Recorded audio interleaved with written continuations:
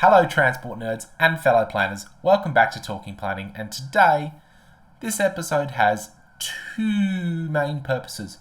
First of which, I want to talk about October 11 because it's a very exciting date for the people of New South Wales, and I think there's a lot to look forward to in the coming weeks.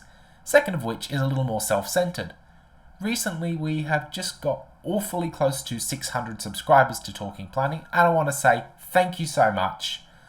It's been a big old few weeks, there's lots happening, but I'm very glad for all of your support and I want to say thank you. So, here's a chance to answer some of your questions. Before I get into that though, I just want to say quickly, everything that I'm talking about today is a personal opinion and shouldn't reflect on any transport agencies. So, with that, let's start with our first question by Ado the Train Buff, and that is, how would you rate Parkes compared to Brisbane or Newcastle? Well, they're very different places.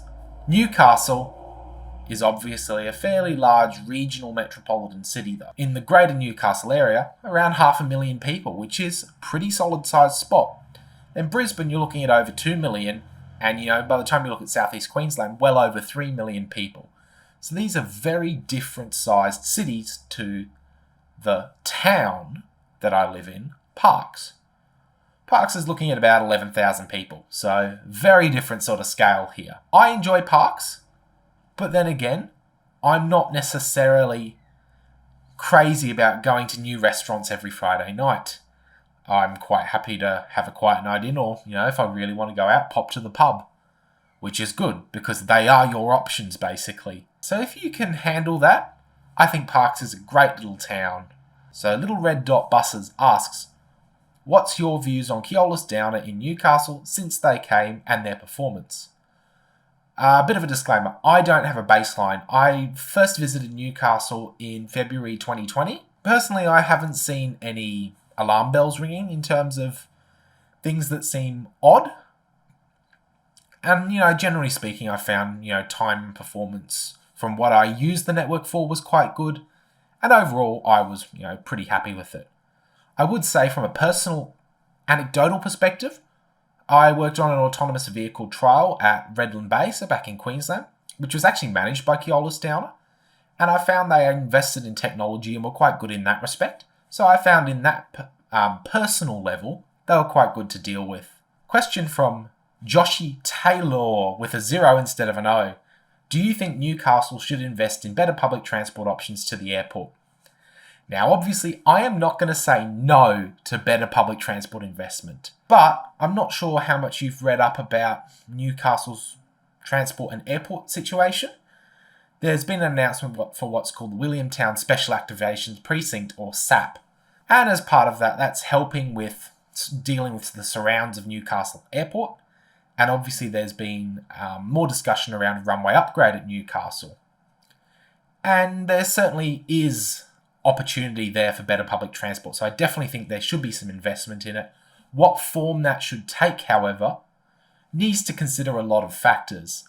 There's quite a lot of sensitive wildlife and wetlands in the vicinity of the airport and in the vicinity of Newcastle Port that you need to consider.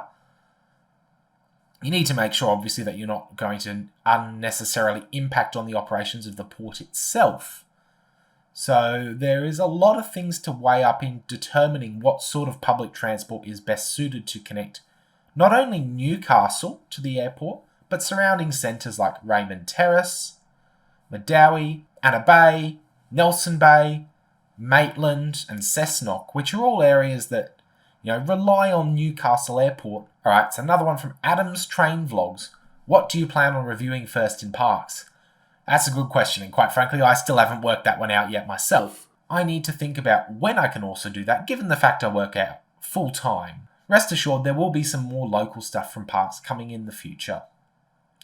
Okay, so this is one from The Crazy Bus Geek, which is, would you see double-decker buses or Volgren Optimus buses running around in Newcastle? So when I was in Newcastle, I saw both of those things operating. Hunter Valley Buses has some Volgren Optimuses, which are often used on the 140 service to Raymond Terrace. So I did regularly see those around. And double-decker buses I'm not aware of any en route service, but I know Port Stephens Coaches has some, and I did see them around on school runs occasionally when I was driving to work, but that's been a few months now. Alright, so this one's also from Joshy Taylor, round 2. So where do you think Newcastle light rail should be extended to? I know there's a bit of a divide in the community around whether it was a good option to truncate the rail line and change it for light rail. I'm going to address that very quickly. Bit of context, I lived in the centre of Newcastle.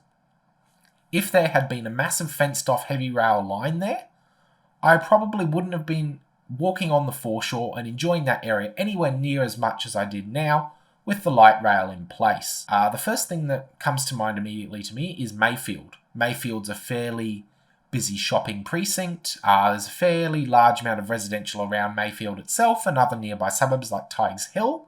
And I guess it would bolster the visual appeal and noticeability of public transport in those areas, which isn't always provided by standard bus services like just the 11, the 140, 130, and things that you'd see running along Mayfield Road.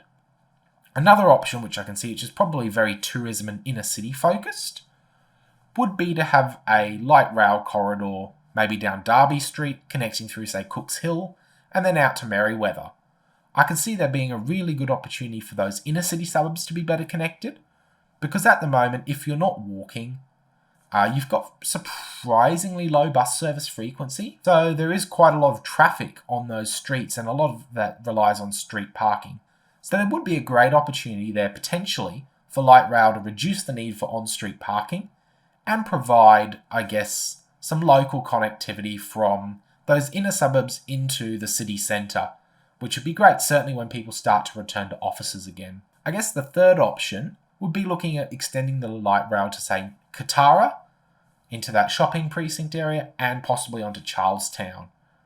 I think there would be a pretty good opportunity there to connect some of those centres, but again, I think the topography might be a real challenge there, as there's certainly some steeper hills, and I guess working out the most appropriate alignment would be a challenge as well. So the next one is from J. Jinman 290703. What is currently the best EV bus on the road in Australia, and would it be suitable for Arctics? Now, I'm quite passionate about electrification of transport because it can offer quite a few really good benefits that a traditional diesel bus or compressed natural gas bus can't offer. One of the great things about electrification, of course, is zero tailpipe emissions. So if you're driving along a main street and you've got no emissions coming out the back, you've got cleaner air in town, and that's great. And that's a benefit you get whether that vehicle is powered by clean energy or not. And of course, if you're an early adopter of electric technology, chances are you're also a fairly early adopter of clean energy, which is great, looking at things like solar and wind generation. Thanks to bad timing, I haven't had the chance to try many of them out. So I've caught so far the Yutong E12 at Logan Coaches. I've caught a Yutong E12 a few times with Transit Systems in Sydney, and I've caught a couple of the Transit Systems BYDs with the Gemelang body. Unfortunately, that means there's quite a lot of other stuff that I haven't had the chance to try out, including the Volgren body BYDs, any of the electric bus techs, and of course, one which I think I've really wanted to try is the custom denning Element. So it would be very difficult for me to make that comparison. I was actually planning to release an electric vehicle or green vehicle bus week, which looked at like hybrid technology and EV technology. But I've only been able to get footage for 3 of the 5 vehicles that I wanted to check out. So that's been on hold for a little while and will probably continue to be until I get to go to somewhere like Sydney or Brisbane again.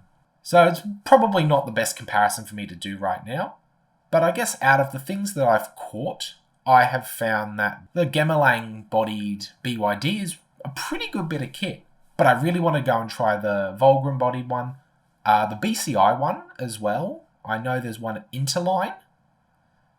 And certainly the custom denning Element, which is an all-Australian design as well, which I think is something that certainly the transport community puts a lot of weight behind. And it would be nice to see how Australia approach as a fully Australian electric bus? Alright, another question. Story of Maddie X, who, yes, I know. And first of all, I am triggered that you didn't capitalise the P in parks. That's not on. Come on, Maddie, you know better than that. Main thing, okay, when is the city review of parks coming? Well, first of all, parks isn't the city yet, so it might be a very, very long time. But I guess I will have a bit of a closer look at the town sometime. I've got to work out what I really want to show off. So it might take a little bit of time, but we'll definitely have a bit of a closer look around town. Next one. Alright, so we've got Josh Higgins 07. Do you think the Queensland State Transit livery for buses should or will be updated? So I'm assuming what I'm referring to here is the TransLink livery, and it's been going strong for a number of years. Scratching my head thinking, when was that introduced? Something like 2007 or 2008, I think the TransLink livery was first introduced. So it's been a while, but I actually think there's a really good opportunity to update it with the oncoming, rise in electric technology. I know there's certainly some special electric liveries that are being used on buses around Sydney, and I think there's a really good opportunity to use some of the special liveries that I think Logan Coaches and Transdev have put on their electric buses more widely as an update, I guess, to the TransLink design. I mean, it's not like the current TransLink green just magically looks ancient now. Paulie Cheney asked, time to get hybrid bus everywhere or EV IBUS? Now, we were mates at uni, so this comes about from the fact that we would usually catch the free loop from the middle of town over to QUT. And we always had a soft spot for 1595, which, if you're familiar with Brisbane, is their sole Volvo B5RH Optimus. But sorry to say, Paul, my bet goes on the electric bus rather than going hybrid. And final question from PCR Official 06, will you ever visit the Northern Rivers for a bus ride? As I'm sure you could probably guess, I would love to travel more. But I'm working full time, so time is at a premium. The Northern Rivers is a little bit far away for a weekend getaway. Parks is about 1,000 k's almost from Brisbane by road, about 430 from Sydney, something like that. I guess with the Northern Rivers, I'll probably need a little bit more time off, and I certainly have no shortage of things I want to check out on time off at the moment, so I guess it might be on the back burner, but definitely, if you're prepared to guide a tour, like you said, if I'm in the area, I'll certainly let you know. Well, anyway, so that was a look at a bunch of questions that you've been asking. I want to say thank you so much for joining me. I'm very excited to hit the 600 sub milestone, and I will see you again soon.